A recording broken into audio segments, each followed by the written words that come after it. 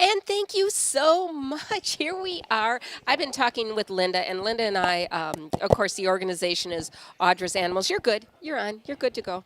And our conversations as mothers got pretty deep here. I wasn't even listening to those guys behind us, so it's a good thing that we. Came to life here in a minute because we were having this great conversation. You're listening to the Children's Miracle Network Radiothon, and Linda, you have been involved with Children's Miracle Network in more ways than I can count. It's more than one, that's for sure. That's true. And Audra's Animals is just a wonderful foundation that started our conversation this morning. You want to touch on that just a little bit? Yeah, I certainly can. We have, well, between my children or with Audra's animals, what would you like to hear about? You just start. You're a mom. You tell me. How are we going to Okay. start? Well, we often say we've had two blessed babies. It started even with my son. A lot of people they know of my daughter Audra, Right. but not so much that Brock also was a Children's Miracle Network recipient, and Brock was born in 1998, and he had only one kidney, and the kidney he had was only functioning about 10%.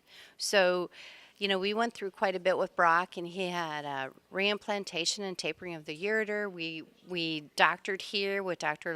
Tom Lonergan in the urology department. Wonderful man, and we did everything we could with Brock, and he was on the donor list for his first year of life, and it was a very trying time because how do you pray that maybe somebody else's child something happens that your child can benefit from their pain. So it was very difficult. You just pray that God's will would be done, and it was. And Brock ended up having countless surgeries, and on a plus, his kidney ended up functioning after one of those final surgeries where we were at, the crunch time. It was either this or dialysis, and so we were very blessed. But we spent countless times in the hospitals. When you can't even count the number of surgeries, you've lost count. And if you've lost Yeah. count of the number of hospital stays,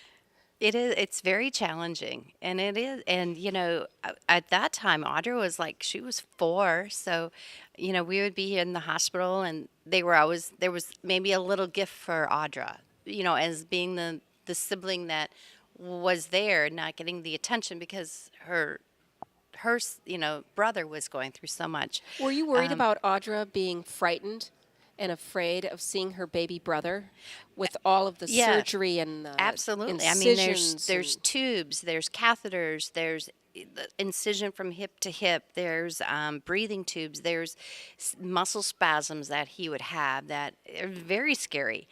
And she was just this little. She just would caress her baby brother and just What did she never. call him? Oh, that's my baby Brocky. Baby Brock. My baby Brock, and she just took care of her baby Brock, and it's just incredible how she was just at peace with it, and she gave him the peace that he needed, and the things that it's so difficult when you're a parent and your heart is breaking, and then all of a sudden you have to be so strong for not only your child that's sick, but also your other ones that are maybe around, and show that, what, it's all in how we handle things and At that that point, positive attitude. exactly, because that's what you had to bring into play. Yeah, And Children's Miracle Network hospitals at that point helped you they with. did. They would help with, like I say, I mean, like just even a little gift for Audra, or a meal when, you know, we were in the hospital, and I could take Audrey down and get her something to eat. The gas. Brock was also having to, we spent time at Mayo up in Rochester. He had some surgeries there. So the gas money to take him there, when you're at home, there's not a lot of funds, but the priority is your child. And now Brock is in his first year in college He in is. Milwaukee. Yep. And he's doing phenomenal. He's I'm doing so proud of phenomenal. him. It's like, wow. And Audra isn't with us. Audra is not with us. She is my angel. She too had her challenges, and she was diagnosed when she was 14 with an inoperable brain tumor, and she lasted 345 days from her diagnosis. And but once again, it's how you deal with things, and the bond that Audra and Brock, had. Now Brock became her caregiver, and it was incredible.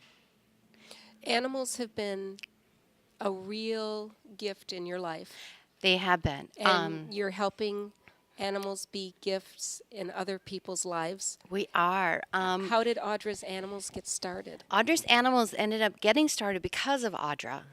This was kind of one of her little brainchilds that she had. And we were very, very fortunate with Audra's type of illness or her cancer. She didn't, there was no surgeries. She was able to be home. She was home. We were at the clinic a lot for her radiation and coming for appointments, but she had the blessing of being home and having her pet with her. And what the comfort of that pet would bring, that she could focus instead of thinking about herself, she could dote on her own pet. And it took it off of her. And that was an incredible thing. And for Audra, she was also given the gift of a horse from Peggy Lovejoy and Dan Kind, where she would take riding lessons. And it was a horse that she was fond of, and she wanted to get Annie, and Dad and I said no. They were so kind to give her this horse. And for Audra, the feeling that she had, like that somebody would be that kind and to offer this, she wanted to do that for others. So this is what we do: is we come in and we will help a family, and it doesn't have to be life-threatening. We've helped many families that the children are autistic, Down syndrome children, that, I mean, they're not in a life-threatening situation, but they're challenged.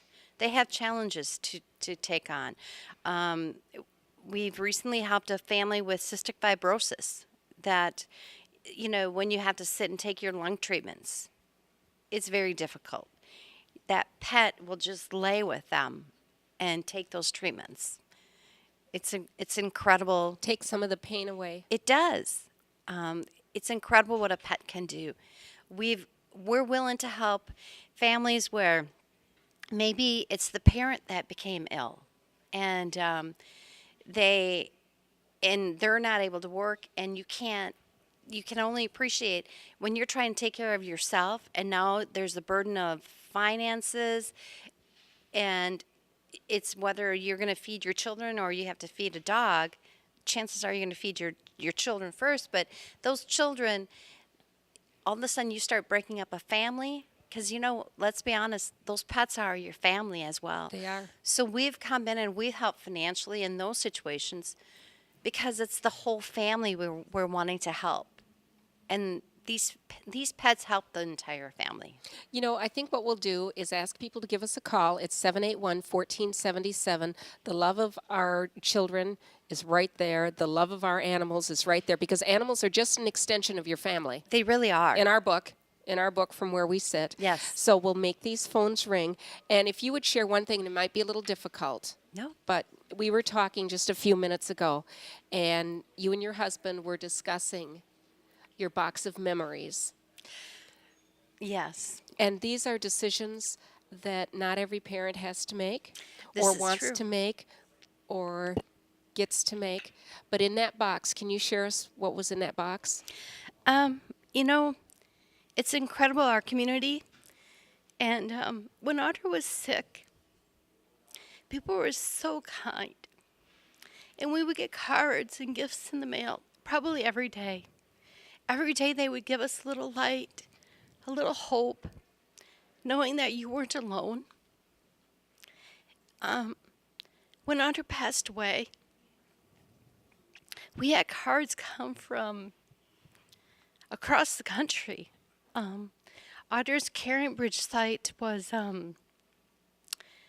that was my way of counseling myself. I would write my fears, but I'd also praise God that Audra had this ability to deal with her illness in the way she did. And we have this box, and it's like, well, what do we do? And it's these decisions of, do we keep it? But I think these boxes have served us where it needed to be done. And we're a very blessed family. We have an incredible community, and everybody here that gives to the Children's Miracle Network, who help just when you drop a note to a family that's in need, you have no idea what that can do. And Yeah, we do because you're telling us what it can do. well, Because you have the strength to share that. it's one of those things where you just, unless you're in that situation, you just have no idea what those little notes can do. And the gift of the gas card, or the gift of a meal, it's incredible. And it's so, because I'll tell you this, it's so hard to ask for help. It's so difficult. And to know that people are so generous, and they just do it out of the kindness of their heart, and you don't have to ask, and it's just there, is such a blessing. Well, you've been sharing that with us. A baby was just born. I heard Did that. you hear that? I A baby heard- was I just love born. it. It was See, wonderful. This is life. That is what life is about. You know what? Let's end on that note, because I can't think of a better note to end on. I Linda, think it's awesome. Linda, thank you for coming in each year and sharing. Absolutely. Because it's just a way for us to learn. Well, to be Children's part of Miracle your family. Network. I mean, this is near and dear to our heart, and like I say, $5 donation can be the most little breath of fresh air for some other family in need. And we know these phones are going to ring. And what's happening now is people are running for their Kleenex box, and then they'll give us a call at 781-1477, 1-800-853-6889. You're a gift. You're a wonderful mother. Thanks for sharing Thanks, with us. Joni. Thank You're you all. listening Thanks all. to the Everybody. Children's Miracle Everybody Network that does all Radiothon, this. a service of the La Crosse Radio Group. Awesome.